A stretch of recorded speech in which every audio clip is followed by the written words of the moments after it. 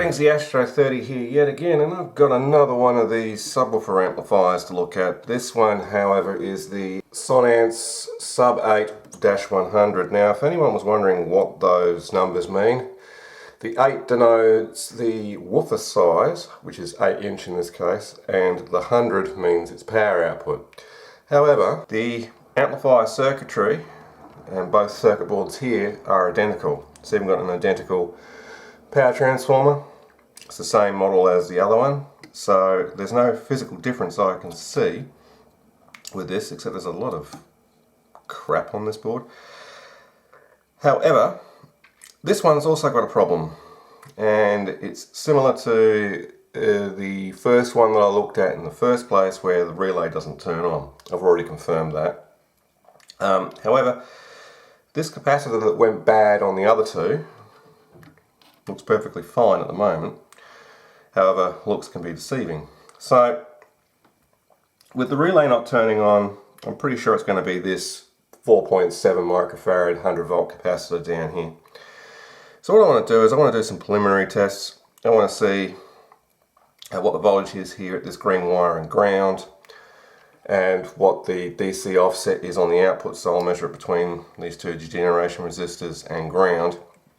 Because I don't know if this particular circuit board has any form of DC protection on it. It might do, and if there's DC on the output, well, the relay's never going to turn on. So I'm going to pop you on the floor and get a multimeter set up and a power cord and etc., and we're going to go through this and see if I can fix this one too. Right, I've got the multimeter set up now. I'm going to plug this in. It is safe to plug in, I've already confirmed that.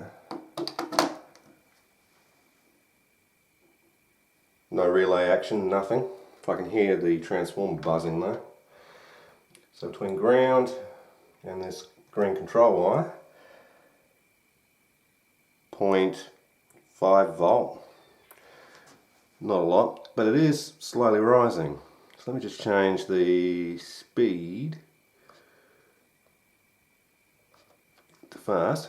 So we can see immediately that the voltage is starting to slowly rise.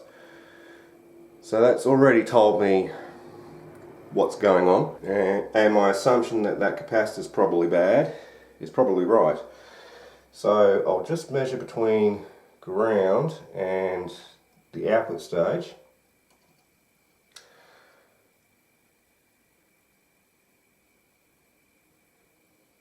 It doesn't seem to be stable for whatever reason.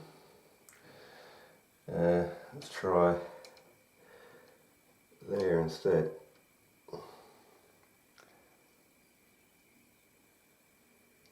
For some reason the DC offset on the output keeps jumping around. So there's probably an issue there somewhere. However, what I'm going to probably do is I'm going to, see it's already at 0.8 of a volt. I'm just going to sit here and wait,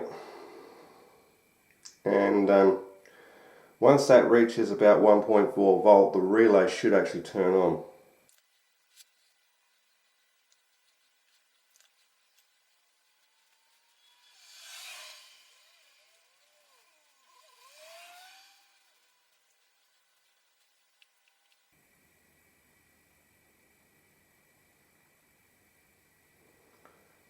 Well, that's interesting. It got to 1.4 volt, then it dropped right down to nothing.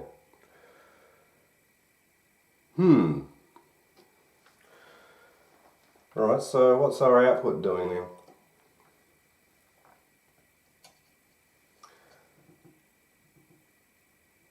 Remaining stable at minus 0.014 volt, so okay. It's a bit of a different scenario here, that the voltage is just like dropped almost to nothing across that connector.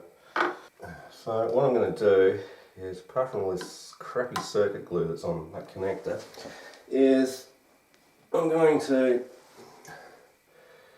just disconnect this from the board, if I can. This circuit glue should not be being used. It's just terrible stuff. and it makes it awfully difficult to get the connector undone. Well, I think that was originally the point,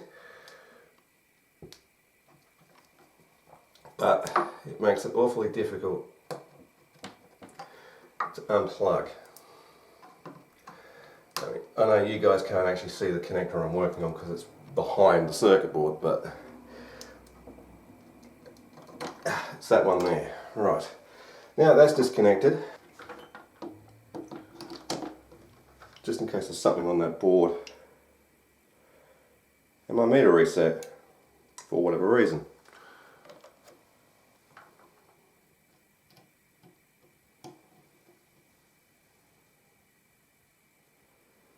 So we're at 1.4 volt now.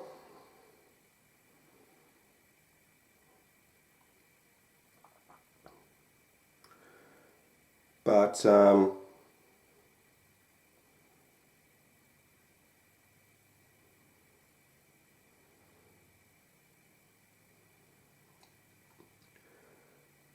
relay, there it goes. The relay just clicked in. So that's with the input board disconnected. So if I look at the output,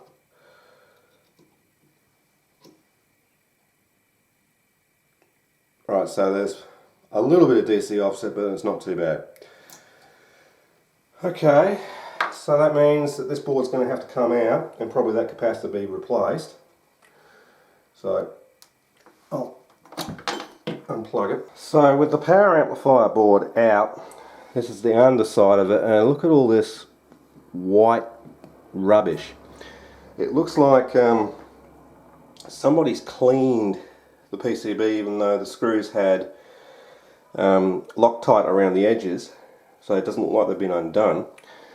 So someone's tried to clean the flux off of this PCB and it's just left a white residue. So the first thing I'm going to have to do is clean this white crap off. I've also turned my soldering iron's temperature down to 320 degrees Celsius. I had it at 380 before. That may or may not be the reason why pads were lifting on these PCBs, because of the soldering iron is just too hot. Now, where are you? You're there.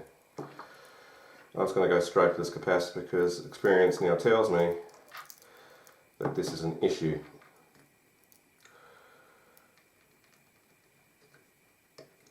There we go. That's the... There we go, there's the 4.7 microfarad 100 volt cap out. I'm going to put in a new one because I did actually buy two of them and I've got a spare one, so I'm going to pop in the new one. See, they are quite large. So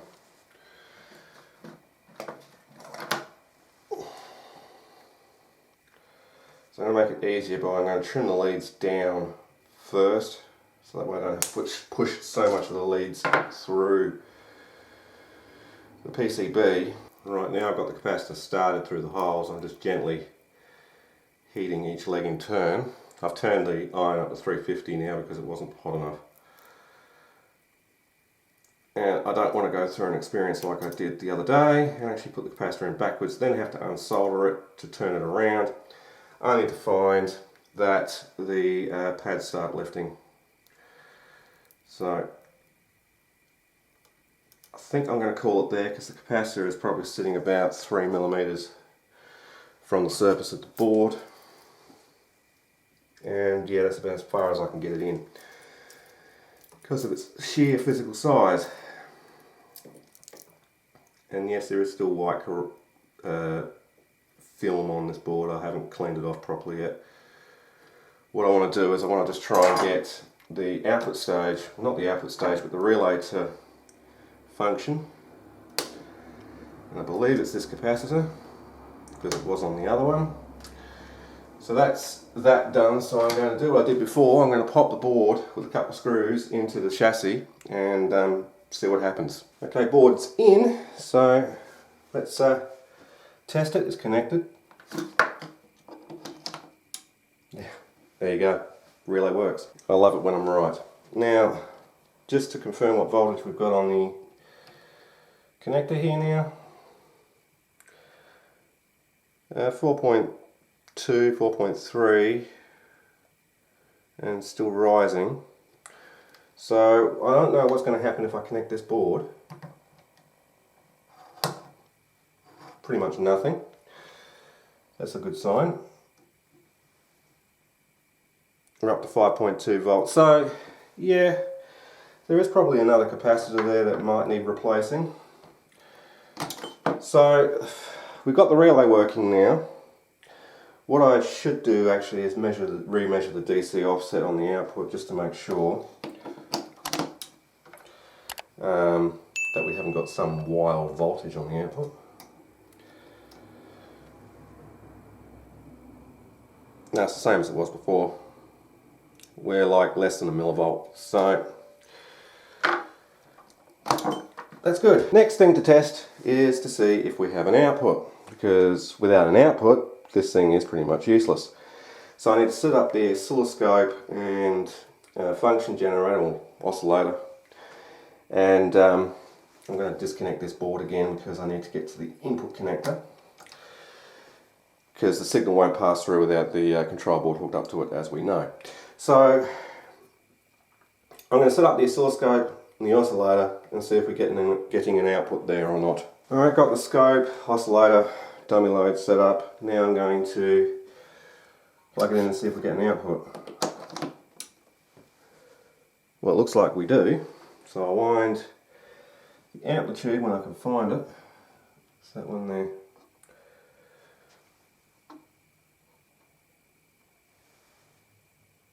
Well, yeah, it's outputting 22 peak to peak, but it doesn't look all that great though. Yeah, I believe we've got the same issue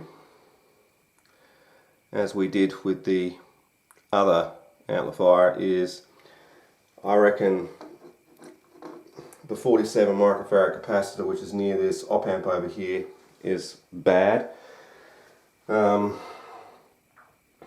So I'm going to need another one, but it is outputting something, so I know that the amplifier will work. It just needs probably new caps, probably a new input cap. I've got one of them, but I don't have a 47 microfarad on hand at the moment. I have to go buy another one. That's alright though, it's promising. It's promising. So what I'll do is I'll break out the multimeter again and I'll just measure the capacitance of the 47 microfarad, and if it doesn't measure, it needs replacing. Measuring capacitors with this meter is a bit hit and miss sometimes, because you don't often get a good reading. I mean, an ESR meter will tell us everything we need to know. That's saying currently nothing. Okay, we've assumed that cap is probably open then. Let me just change the range back to, say, 50 microfarad.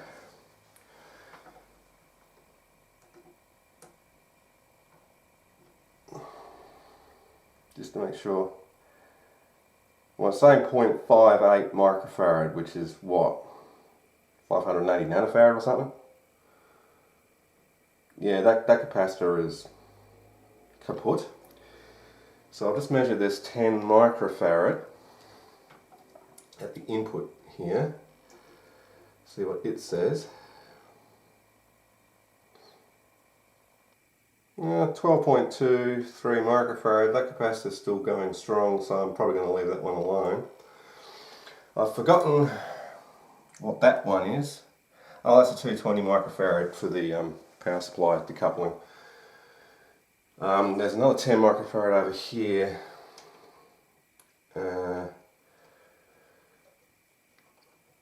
Which is part of the relay circuit, I think, but it's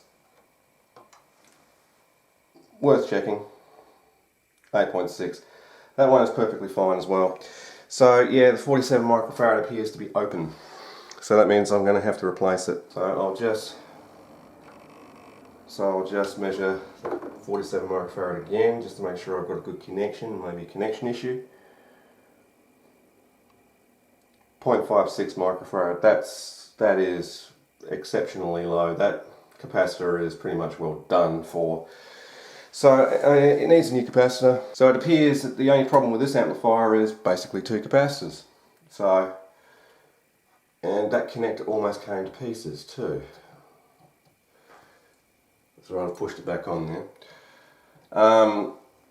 So yeah, it's going to need a new 47 microfarad capacitor because I don't think I've got any. I don't have any new ones. I wonder if I've got a second-hand one around somewhere.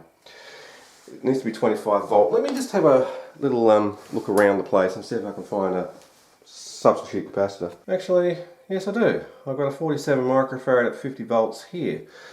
And this is on the switch mode power supply that no longer works properly. So I'll try measuring that one and see if we have a good capacitance reading. I mean, I hope you guys enjoy these videos because I enjoy making them, but sometimes it may appear boring to some other people. I don't know. So anyway, 41.9 microfarad. That would be a winner chicken dinner. This is a problem with old electronics. I'm not sure how old these subs are, but apparently when they were new, they went for like $1,000. Alright, the capacitor's changed. That was a challenge trying to get that in there because the leads kept bending on me. Okay, so I'm going to set up the output again so I can measure it. And we'll see if we've made a difference. Hopefully we have. Alright, turn him on.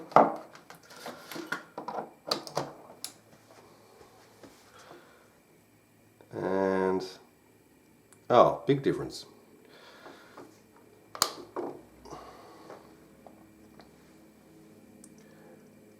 We're getting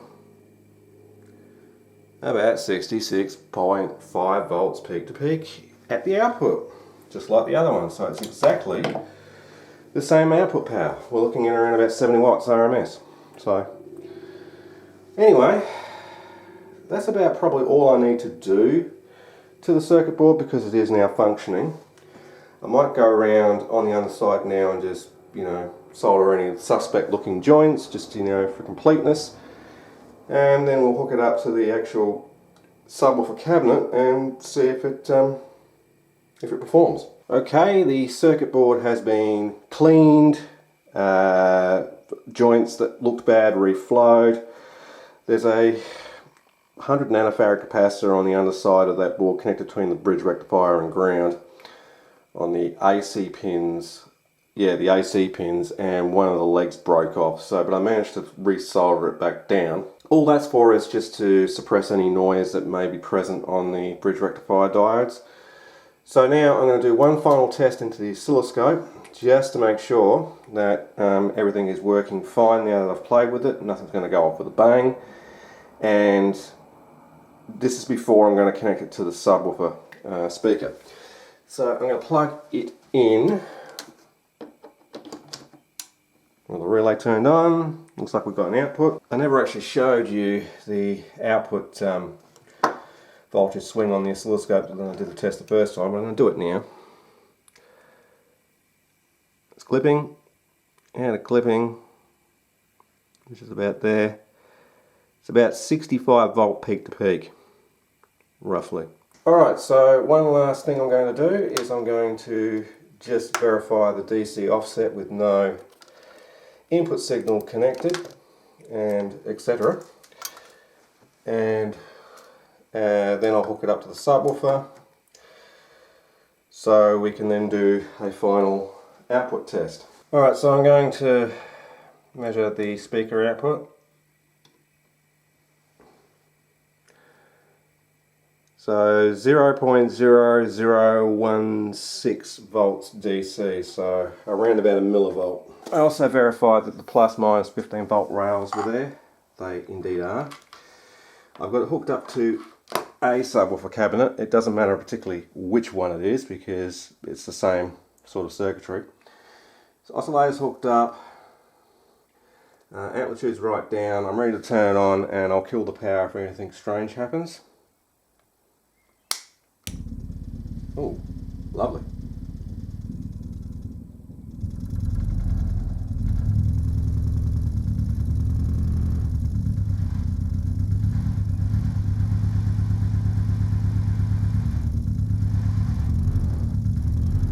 I'm going to safely say that that works fine. For some strange reason, I love doing that. And I'm not 100% sure why. I think it's just because it's fun. Anyhow, so that's that subwoofer amplifier repaired as well. That was a nice quick one because I already knew what I was doing ahead of time because, well, it was the same fault as the other one. Anyway, I'm going to leave this video here. If you enjoyed this video, please remember to rate, comment and subscribe below, and you can always follow me on Facebook, and all the links are in the description as usual. So if you have one of these Sonance subwoofer amplifiers and the relay doesn't turn on, doesn't output any sound, check or change that 4.7 microfarad 100 volt cap. They seem to be a common failure point on these. Anyway, I'm the Astro 30. Thanks for watching.